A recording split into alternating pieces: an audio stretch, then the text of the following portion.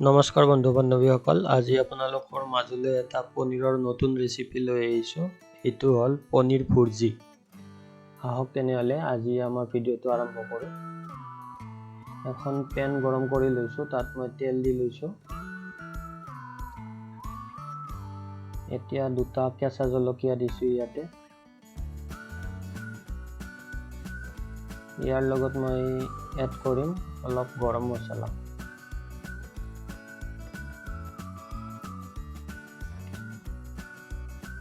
ধুনীয়াকৈ ভাজি লৈছোঁ এইখিনি। এতিয়া মই ইয়াতে এড কৰিম পিঁয়াজ। এনেকুৱাকৈ সৰু সৰুকৈ কাটি লৈছোঁ পিঁয়াজখিনি। এতিয়া মই পিঁয়াজখিনি গোল্ডেন ব্ৰাউন হোৱালৈ ধুনীয়াকৈ মিডিয়াম ফ্লেমত ভাজি ল'ম। এতিয়া মই ইয়াতে এড কৰিছোঁ আদা নহৰুৰ পেষ্ট। এইখিনিও মই ধুনীয়াকৈ ভাজি ল'ম।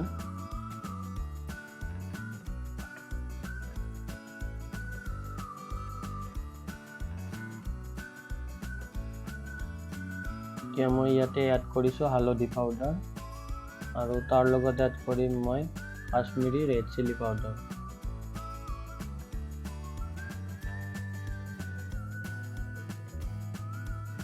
মিডিয়াম ফ্লেমত ধুনীয়াকৈ মিক্স কৰি লৈছোঁ গোটেইখিনি। এতিয়া ইয়াতে এড কৰিছোঁ মই ধনিয়া পাউডাৰ আৰু জিৰা পাউডাৰ। এইখিনিও মই ধুনীয়াকৈ মিক্স কৰি লৈছোঁ। এতিয়া মই এইখিনিত এড কৰিম বিলাহী।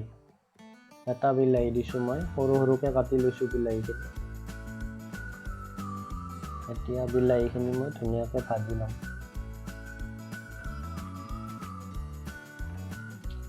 বিলাহীখিনি ভাজা যোৱাৰ লগে লগে মই ইয়াতে অকণমান পানী এড কৰিছোঁ। পানী এড কৰি গোটেই মিশ্ৰণখিনি মিক্স কৰি দিছোঁ। এই মিশ্ৰণখিনি প্ৰায় 10 মিনিটৰ কাৰণে মই ঢাকনি দি সিজাই ল'ম। মিডিয়াম ফ্লেমত সিজাম। 10 মিনিট পিছত ঢাকনি গুচাইছোঁ মই। গোটেইখিনি ধুনীয়াকৈ মিক্স হৈ গৈছে, এটা ধুনীয়া পেষ্ট হৈ গৈছে, দেখিছে। এতিয়া মই ইয়াতে এড কৰিছোঁ মোৰ পনীৰখিনি। পনীৰখিনি মই মিহিকৈ গুড়ি কৰি লৈছোঁ। প্ৰায় 200 গ্ৰাম পনীৰ মই ইয়াতে এড কৰিছোঁ। এনেকুৱাকৈ ধুনীয়াকৈ মিক্স কৰি লৈছোঁ গোটেই পনীৰখিনি, যাতে মছলাখিনি মিক্স হৈ যায়। এতিয়া ইয়াতে এড কৰিছোঁ মই নিমখ। নিমখ সোৱাদৰ জোখত এড কৰিব। ধুনীয়াকৈ মিক্স কৰি লৈছোঁ। এতিয়া ইয়াতে অকণমান মই ফ্ৰেছ ক্ৰীম, মই আমুল ক্ৰীম লৈছোঁ, এড কৰিছোঁ। 2 চামুচ ক্ৰীম এড কৰিছোঁ মই।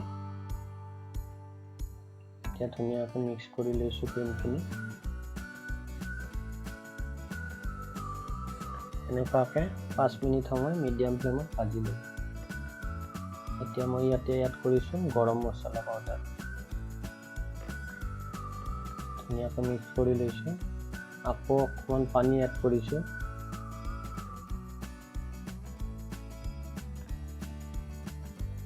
এতিয়া মিডিয়াম ফ্লেমত প্ৰায় 10 মিনিট সময় মই ৰাখিম মিশ্ৰণখিনি।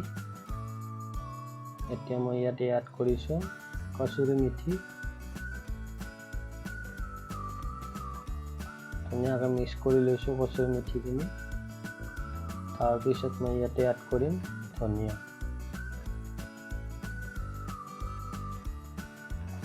ধনিয়াখিনি এড কৰি ধুনীয়াকৈ মিক্স কৰি ল'ব।